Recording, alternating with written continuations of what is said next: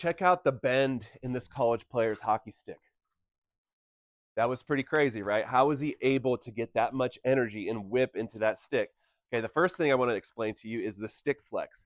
Okay, Cole Eiserman, I did a little bit of research on the player. From what I was able to find, he uses a 77 flex stick, and he adds a little bit of an extension, so probably about a 72 flex is what I could find. And I get that using a whippier stick these days with these expensive sticks, they're not as durable. But if you do want to learn how to shoot the puck better with this modern stick technology and these modern mechanics, you do need to get a whippier stick. My stick is actually a little bit too stiff. I cut it down. It's probably a 95 flex. I need to get something more like an 80, a true 85 flex is what I would like.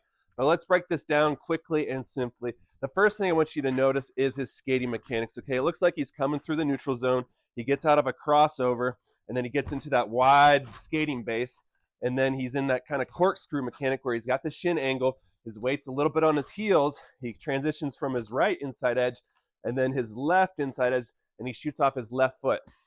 Okay, so you got to have a stable base to shoot. If your skating mechanics aren't good, that's your foundation. You're not going to be able to shoot the puck hard. So we'll talk about that in the future as well. But yes, he comes down in that wide base, and then what else happens? He brings the puck really far back, really far back. His weight is just slightly on his heels as his puck is far back. And then you look where his shaft is, okay?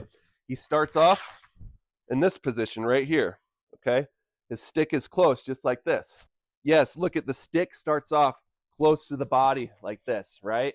And he brings the puck way far back, okay? He's not starting out like this. No, the stick is close to the body. And then as he's kind of transferring that weight onto his lead side, that right wrist bows, the left hand cocks right here, the arms are a little bit bent, and then they kind of end up organically in front of the body. They're not manufactured out in front of the body. As the body's kind of sequencing and you got the right grip and you're transitioning your weight properly, all that energy starts stored into that stick. And then what? He's able to store the energy and release it with minimal body rotation and with a really quick release. So that's the next thing we're going to go over. Yeah, so able to shoot the puck without, having the hands end up over here, without really rotating the chest, without hip drop. People were in the comments, oh, you got to teach this, you got to teach that. I get it. NHL players, they end over here. They have crazy body rotation. But shooting off of 1 foot in the context of this college player right here, he's able to shoot with very minimal chest rotation, without hip drop, just by using his left leg as a stabilizer, okay? He's hinging off of his left leg. That's why I love the single leg deadlift. I'm going to teach that as well. But you're able to shoot off of one leg like this without any body rotation by loading the stick, by having the proper grip and the proper leverage points, okay? That's what I'm trying to communicate. You've got to put energy into the stick, which is why I teach a stick-centered shot. All right, with a stick-centered shot, let's wrap this all together. That college player was able to bring the puck way back, right? He was in that corkscrew mechanic, a little bit weight on his heels, and then as he started to bring it underneath his center of mass a little bit more, his weight kind of went into the center of his blade more, from his heels to the center of his blade, and then all the energy kind of went into the stick because he was bracing off of his left leg and kind of that hinge pattern. All right, and then he's putting all that energy, all his body mass and trunk right into that, not really rotating, but more bracing his core. You got to have stomach muscles where you kind of brace and you're quick like this. But he brings it back in that wide base, and then he brings it here. He's got that bowed wrist.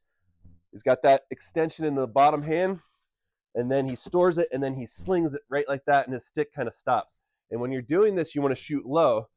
Cole, in this shot, I think he maybe went like far side or 5-hole, so he shot low. I'm not saying you got to always shoot low, but when you're learning to load the stick, shoot low at a stick and puck, all right? So I'm going to kind of blend this together one more time, so I hope you're paying attention. I do have a hurt shoulder. It's a little bit slippery on the mat, so don't tear me up too much on my shot. But if I was practicing this on a stick and puck, I would come like this. I would bring it back. And then look, the stick is close to my left leg here. My hands are close, and they're going to end up kind of more in front, but it's not manufactured. So one more time, like this. Okay, and right there, it was kind of just quick shot, quick energy into the stick, and then kind of trying to pull it and stop it at the same time by bracing the body, not really rotating. So yes, you need to be able to rotate. Yes, these guys are able to shoot in front. They end in all these crazy positions. You just got to have a lot of tools in your arsenal. So try that out. You know, to summarize, bring that puck really far back, get in the wide base, okay? And then have that wrist bow, but don't manufacture the wrist bow. As you're pulling with the top hand, that wrist is going to kind of set like this, and that's going to put the shaft in a position right here, and then you can come here and then kind of sling it, okay? So check out my other videos. Watch this again. Let me know if you guys have any other questions. I mean, you got to get a whippy stick. You got to be able to brace the body, and you got to have a lot of tools in your arsenal. So thank you for watching.